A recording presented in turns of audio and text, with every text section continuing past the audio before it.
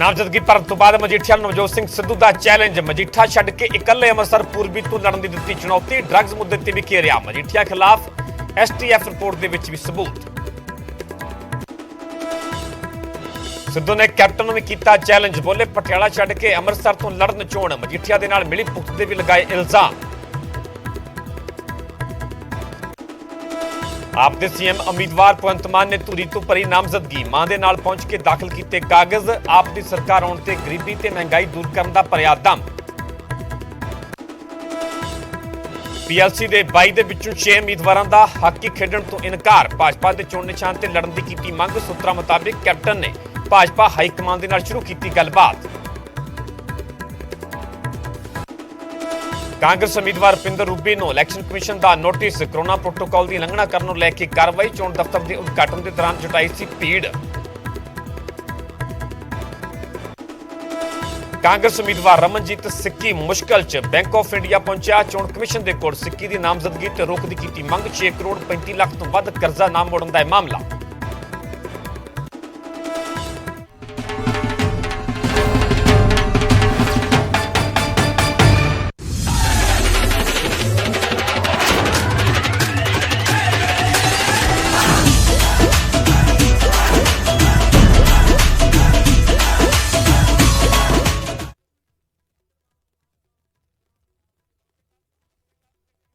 हरियाणा हिमाचल मैं परमिंदर सिंह तेजा सारे दर्शकों का बुलेटिन स्वागत है। शुरुआत करांगे वड्डी खबर तो।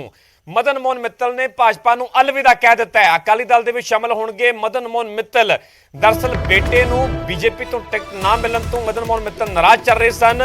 श्री आनंदपुर साहिब तो वो टिकट मंग रहे सन पर टिकट नहीं मिली तो इस करके हुण इन्हां दे वल्लों वड्डा फैसला लिया गया है। सीनियर लीडर भाजपा के मदन मोहन मित्तल जिन्होंने हुण भाजपा नूं अलविदा कह दिता है, भाजपा नूं छड्ड दिता है ते अकाली दल दे विच मदन मोहन मित्तल शामिल होणगे। भाजपा तो बाद हुण अकाली दल दा पल्ला फड़नगे मदन मोहन मित्तल। दरअसल बेटे नूं बीजेपी तो टिकट ना मिलण तो नाराज सन। लगातार उन्हां वल्लों मंग कीती जा रही सी कि श्री आनंदपुर साहिब तो उन्हां दे बेटे नूं टिकट दित्ती जावे पर उन्हां दे बेटे नूं टिकट भाजपा दे वल्लों नहीं दित्ती गई।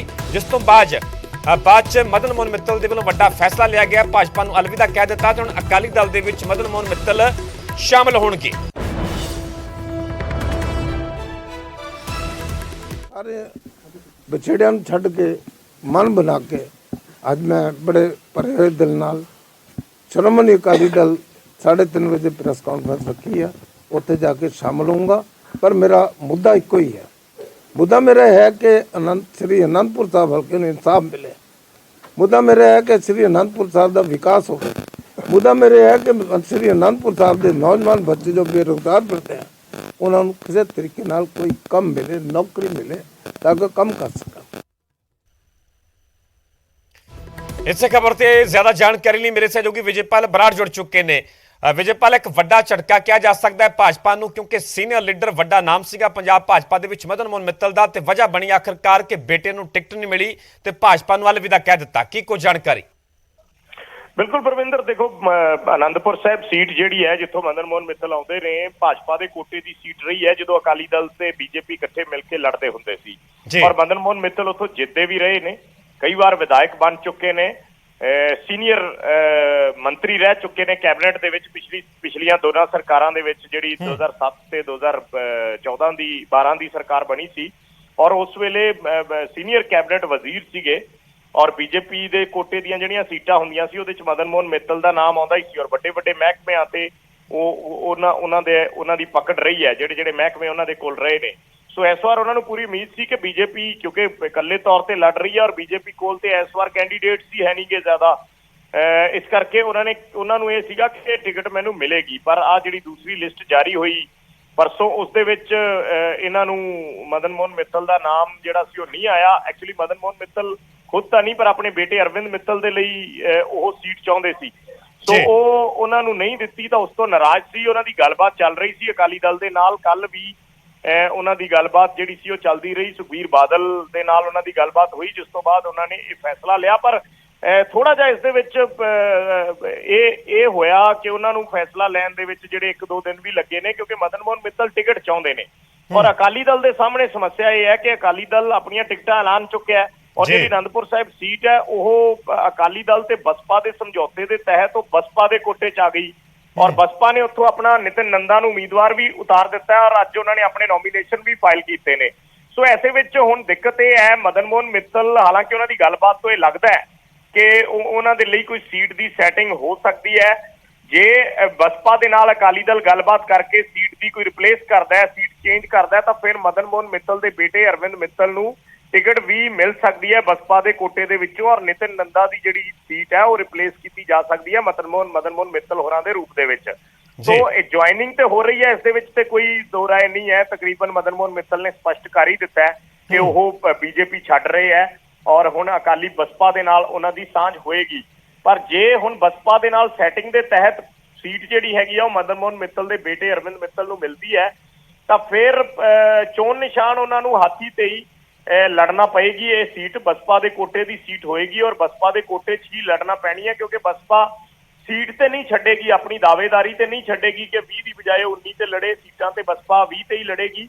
ਪਰ ਇਹ ਹੋ ਸਕਦਾ ਹੈ ਕਿ ਸੁਖਬੀਰ ਬਾਦਲ ਹੋਰਾਂ ਦੀ ਰਿਕੁਐਸਟ ਤੋਂ ਬਾਅਦ ਬਸਪਾ ਦੇ ਜਿਹੜੇ ਲੀਡਰ ਨੇ ਉਹ ਨਾਮ ਚੇਂਜ ਕਰ ਦੇਣ ਕੈਂਡੀਡੇਟਸ, ਕਿਉਂਕਿ ਆਮ ਤੌਰ ਤੇ ਪਰਮਿੰਦਰ ਕੈਂਡੀਡੇਟਸ ਬਦਲ ਦਿੱਤੇ ਜਾਂਦੇ ਆ ਜੇ ਕੋਈ ਵੱਡਾ ਚਿਹਰਾ ਵੀ ਸਾਹਮਣੇ ਆ ਜਾਏ। ਇਹ ਤਕਰੀਬਨ ਪਾਰਟੀਆਂ ਦੇ ਵਿੱਚ ਹੁੰਦਾ, ਚਾਹੇ ਅਕਾਲੀ ਦਲ ਹੋਵੇ, ਆਮ ਆਦਮੀ ਪਾਰਟੀ ਹੋਵੇ ਜਾਂ ਕਾਂਗਰਸ ਹੋਵੇ, ਸਭ ਦੇ ਵਿੱਚ ਕੈਂਡੀਡੇਟਸ ਬਦਲੇ ਜਾਂਦੇ ਰਹਿੰਦੇ ਆ, ਕੋਈ ਵੱਡੀ ਗੱਲ ਨਹੀਂ ਹੁੰਦੀ।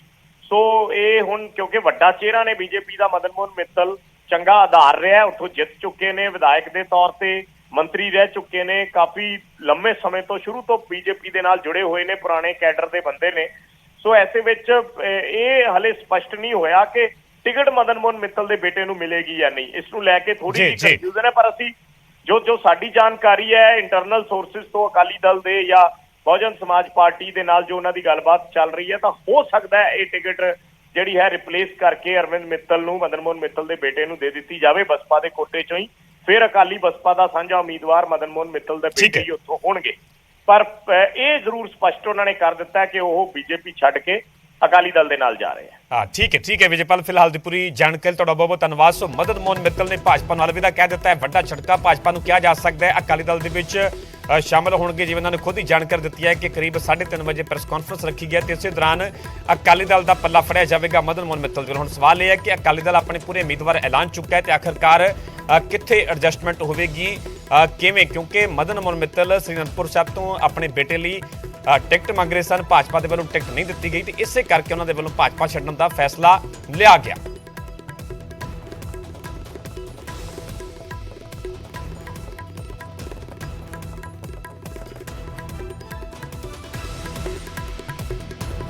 ਅੱਗੇ ਵਧਾਂਗੇ ਤੇ ਗੱਲ ਕਰਾਂਗੇ ਕਾਂਗਰਸ ਦੀ। ਖਰੜ ਦੇ ਵਿੱਚ ਵੀ ਕਾਂਗਰਸ ਦੇ ਅੰਦਰ ਬਗਾਵਤ ਸਾਫ਼ ਤੌਰ ਤੇ ਨਜ਼ਰ ਆ ਰਹੀ ਹੈ। ਜਗਮੋਹਨ ਕੰਗ ਨੇ ਬੇਟੇ ਦੇ ਆਜ਼ਾਦ ਚੋਣ ਲੜਨ ਦਾ ਐਲਾਨ ਕਰ ਦਿੱਤਾ ਹੈ।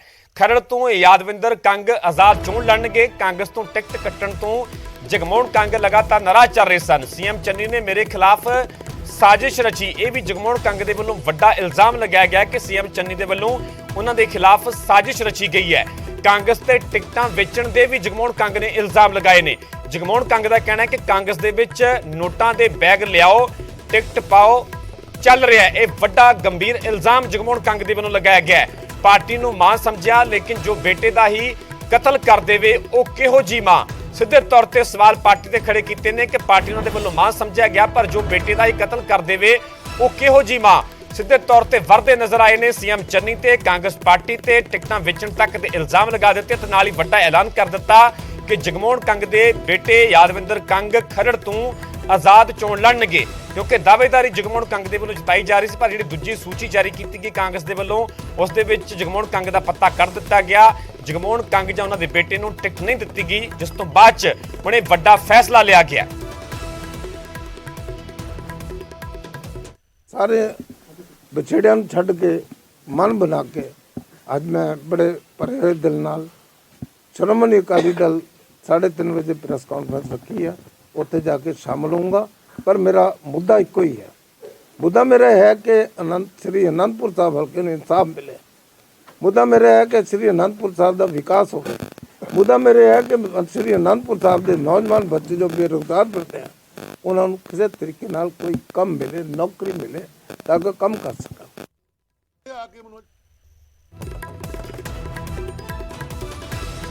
ਇਸੇ ਖਬਰ ਤੇ ਜ਼ਿਆਦਾ ਜਾਣਕਾਰੀ ਲਈ ਮੇਰੇ ਸਹਿਯੋਗੀ ਮਨੋਜ ਕੁਮਾਰ ਜੁੜੇ ਹੋਏ ਨੇ। ਮਨੋਜ, ਵੱਡਾ ਫੈਸਲਾ ਜਗਮੋਹਨ ਕੰਗ ਦੇ ਵੱਲੋਂ ਜਿੱਥੇ ਲਿਆ ਗਿਆ ਉੱਥੇ ਆਪਣੀ ਪਾਰਟੀ ਤੇ ਵਰਦੇ ਨਜ਼ਰ ਆਏ। ਉੱਥੇ ਸੀਐਮ ਚੰਨੀ ਤੇ ਉਹਨਾਂ ਦੇ ਵੱਲੋਂ ਗੰਭੀਰ ਇਲਜ਼ਾਮ लगाए गए। की कुछ जानकारी? देखिए, सीधे तौर पर जगमोहन सिंह कंग ने बदले का ऐलान कर दिया है। वो कह रहे हैं कि अब बदला लेना है मुख्यमंत्री चरणजीत सिंह चन्नी से। पहला ऐलान तो उन्होंने किया कि खरड़ से उनका बेटा चुनाव लड़ेगा इंडिपेंडेंट। दूसरा उन्होंने कहा कि चमकौर साहिब जो सीट है जहाँ से चन्नी चुनाव लड़ रहे हैं, यहाँ वो कैंपेनिंग करेंगे, घर घर जाएंगे। आज वो मोरिंडा इसीलिए आए थे। यहाँ के कार्यकर्ताओं से उन्होंने कहा है कि चन्नी को वोट नहीं देना है, बाकी चाहे आप जिसको भी वोट दे दें। उन्होंने बाकायदा एक तरीके से कहा कि उन्होंने कसम दी है कि मेरी पगड़ी पर हाथ डाला है चन्नी ने, इसलिए चन्नी को वोट ना दे, चाहे किसी को दे दे। तो उनका जो गुस्सा है वो यहाँ साफ तौर पर फूट रहा है। और उन्होंने चन्नी के कहा कि पहली लड़ाई चन्नी से है, और क्योंकि कांग्रेस ने तो उनको मार ही दिया, टिकट नहीं दिए, तो कांग्रेस से भी उनकी लड़ाई हो गई। हालांकि कांग्रेस औपचारिक तौर पर वो कब छोड़ेंगे ये बात उन्होंने नहीं की, लेकिन ये क्लियर है कि अब जगमोहन सिंह कंग बिल्कुल बगावती तेवर उन्होंने अपना लिया है, और पार्टी के खिलाफ या चरणजीत सिंह चन्नी के खिलाफ वो जो कुछ भी कर सकते कर रहे हैं। जी हाँ, ठीक है मनोज, फिलहाल की पूरी जानकारी तुहाडा बहुत बहुत धन्यवाद। सो खरड़ दे विच खास साफ तौर पर कांग्रेस के अंदर बगावत नजर आ रही है। जगमोहन कंग के बेटे ਜਾਂ ਉਹਨਾਂ ਨੂੰ ਟਿਕਟ ਨਹੀਂ ਦਿੱਤੀ ਗਈ ਕਾਂਗਰਸ ਪਾਰਟੀ ਵਿੱਚ, ਉਸ ਦੇ ਬਾਅਦ ਸਿੱਧੇ ਤੌਰ ਤੇ ਉਹਨਾਂ ਨੇ ਮੋਰਚਾ ਖੋਲ ਦਿੱਤਾ। ਹਾਲਾਂਕਿ ਉਹਨਾਂ ਦੇ ਵੱਲੋਂ ਪਾਰਟੀ ਨੂੰ ਤਾਂ ਅਲਵਿਦਾ ਨਹੀਂ ਕਿਹਾ ਗਿਆ, ਉਸ ਨੂੰ ਲੈ ਕੇ ਤਾਂ ਅਜੇ ਕੁਝ ਵੀ ਸਾਫ਼ ਨਹੀਂ ਕੀਤਾ ਗਿਆ, ਪਰ ਇਹ ਸਾਫ਼ ਕਰ ਦਿੱਤਾ ਕਿ ਖਰੜ ਤੋਂ ਉਹਨਾਂ ਦੇ ਬੇਟੇ ਯਾਦਵਿੰਦਰ ਕੰਗ ਚੋਣ ਲੜਨਗੇ ਤੇ ਨਾਲ ਹੀ ਸੀਐਮ ਚੰਨੀ ਤੇ ਵੀ ਉਹ ਵਰਦੇ ਹੋਏ ਨਜ਼ਰ ਆਏ। ਉਹਨਾਂ ਨੇ ਕਿਹਾ ਕਿ ਸੀਐਮ ਚੰਨੀ ਨੇ ਮੇਰੇ ਖਿਲਾਫ ਸਾਜ਼ਿਸ਼ ਰਚੀ ਹੈ ਤੇ ਕਾਂਗਰਸ ਤੇ ਟਿਕਟਾਂ ਵੇਚਣ ਤੱਕ ਦੇ ਜਗਮੋਹਨ ਕੰਗ ਨੇ ਇਲਜ਼ਾਮ ਲਗਾ ਦਿੱਤੇ।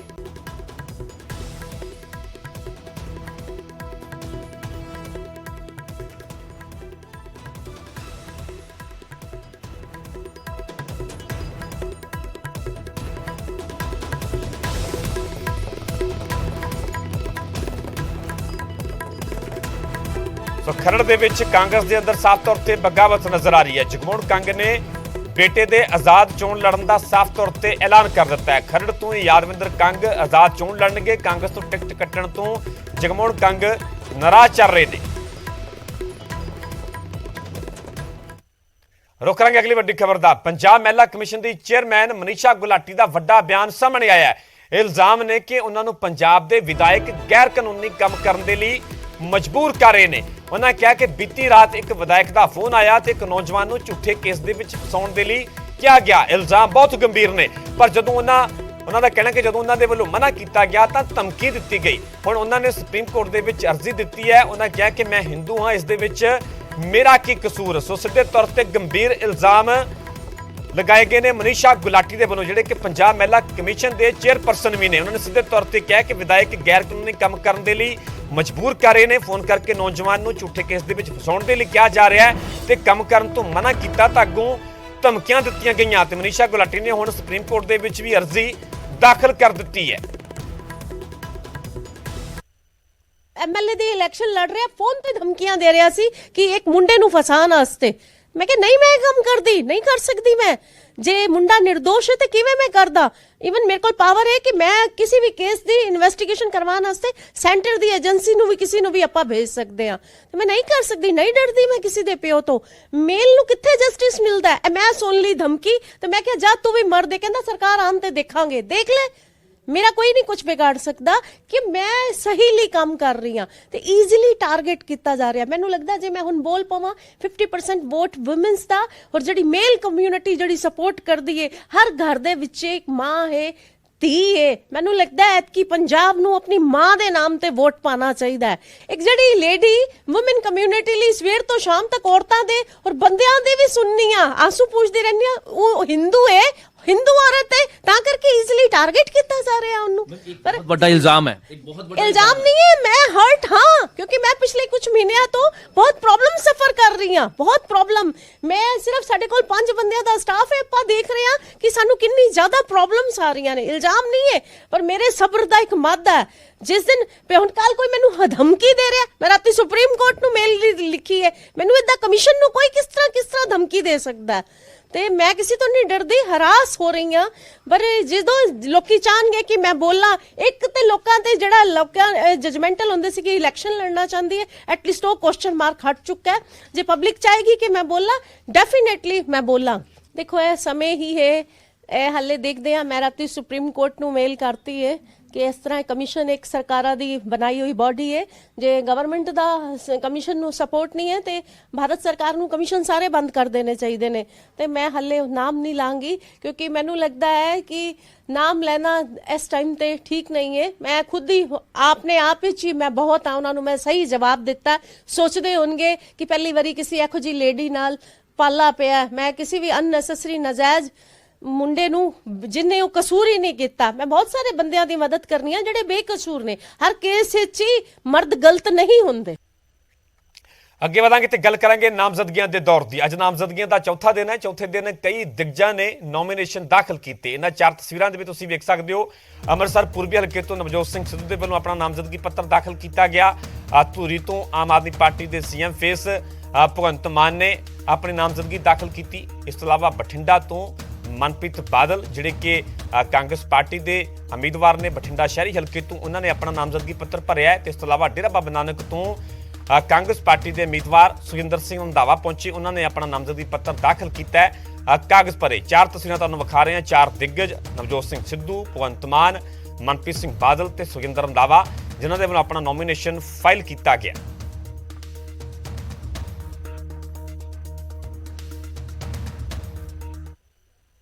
ਉੱਥੇ ਗੱਲ ਧੂਰੀ ਦੀ ਕੀਤੀ ਜਾਵੇ ਤਾਂ ਧੂਰੀ ਤੋਂ ਆਮ ਆਦਮੀ ਪਾਰਟੀ ਦੇ ਸੀਐਮ ਉਮੀਦਵਾਰ ਭਗਵੰਤ ਮਾਨ ਨੇ ਨਾਮਜ਼ਦਗੀ ਦਾਖਲ ਕੀਤੀ। ਇਸ ਦੌਰਾਨ ਉਹਨਾਂ ਦੇ ਮਾਤਾ ਵੀ ਉਹਨਾਂ ਦੇ ਨਾਲ ਮੌਜੂਦ ਰਹੇ ਤੇ ਨਾਲ ਉਹਨਾਂ ਨੇ ਕਿਹਾ ਕਿ ਆਮ ਆਦਮੀ ਪਾਰਟੀ ਦੀ ਸਰਕਾਰ ਬਣ ਤੇ ਗਰੀਬੀ ਨੂੰ ਦੂਰ ਕੀਤਾ ਜਾਵੇਗਾ। ਇਹ ਵੀ ਭਗਵੰਤ ਮਾਨ ਦੇ ਵੱਲੋਂ ਦਮ ਭਰਿਆ ਗਿਆ। ਸੋ ਤਸਵੀਰਾਂ ਤੁਸੀਂ ਵੇਖ ਰਹੇ ਹੋ ਧੂਰੀ ਦੀਆਂ, ਕਿਉਂਕਿ ਧੂਰੀ ਤੋਂ ਭਗਵੰਤ ਮਾਨ ਚੋਣ ਲੜ ਰਹੇ ਨੇ। ਆਮ ਆਦਮੀ ਪਾਰਟੀ ਦੇ ਸੀਐਮ ਫੇਸ ਨੇ। ਮੁਕਾਬਲਾ ਦਿਲਚਸਪ ਹੈ ਤੇ ਅੱਜ ਭਗਵੰਤ ਮਾਨ ਦੇ ਵੱਲੋਂ ਆਪਣਾ ਨਾਮਜ਼ਦਗੀ ਪੱਤਰ ਦਾਖਲ ਕੀਤਾ ਗਿਆ। 29 ਜਨਵਰੀ ਨੂੰ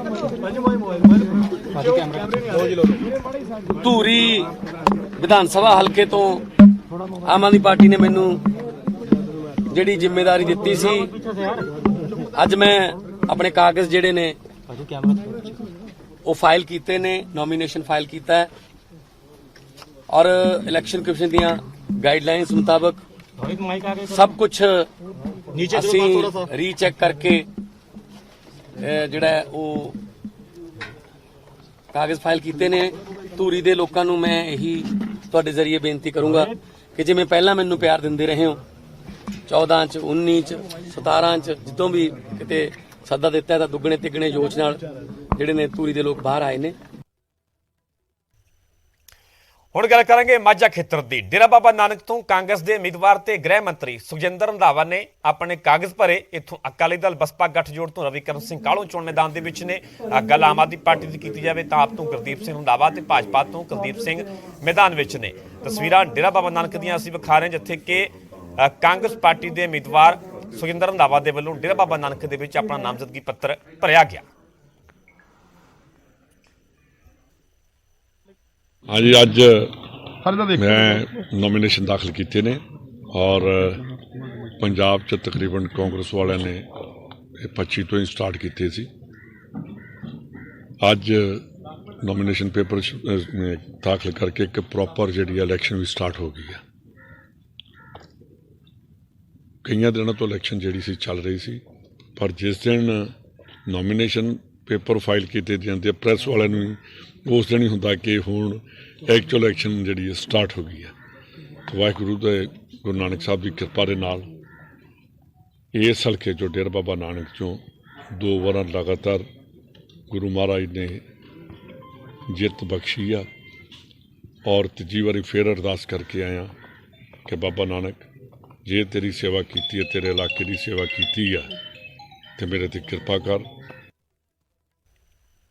ਮਾਝੇ ਤੋਂ ਬਾਅਦ ਗੱਲ ਕਰਾਂਗੇ ਮਾਲਵਾ ਖੇਤਰ ਦੀ। ਬਠਿੰਡਾ ਸ਼ਹਿਰੀ ਹਲਕੇ ਤੋਂ ਖਜ਼ਾਨਾ ਮੰਤਰੀ ਤੇ ਕਾਂਗਰਸ ਦੇ ਉਮੀਦਵਾਰ ਮਨਪ੍ਰੀਤ ਸਿੰਘ ਬਾਦਲ ਨੇ ਨਾਮਜ਼ਦਗੀ ਭਰੀ। ਇਸ ਦੌਰਾਨ ਬੇਟਾ ਅਰਜੁਨ ਤੇ ਬੇਟੀ ਵੀ ਉਹਨਾਂ ਦੇ ਨਾਲ ਮੌਜੂਦ ਰਹੇ। ਇੱਥੇ ਮਨਪ੍ਰੀਤ ਸਿੰਘ ਬਾਦਲ ਦਾ ਮੁਕਾਬਲਾ ਅਕਾਲੀ ਦਲ ਦੇ ਉਮੀਦਵਾਰ ਸਰੂਪ ਚੰਦ ਸਿੰਗਲਾ, ਆਪ ਦੇ ਜਗਰੂਪ ਗਿੱਲ ਤੇ ਪੰਜਾਬ ਲੋਕ ਕਾਂਗਰਸ ਦੇ ਉਮੀਦਵਾਰ ਰਾਜ ਨੰਬਰਦਾਰ ਦੇ ਨਾਲ।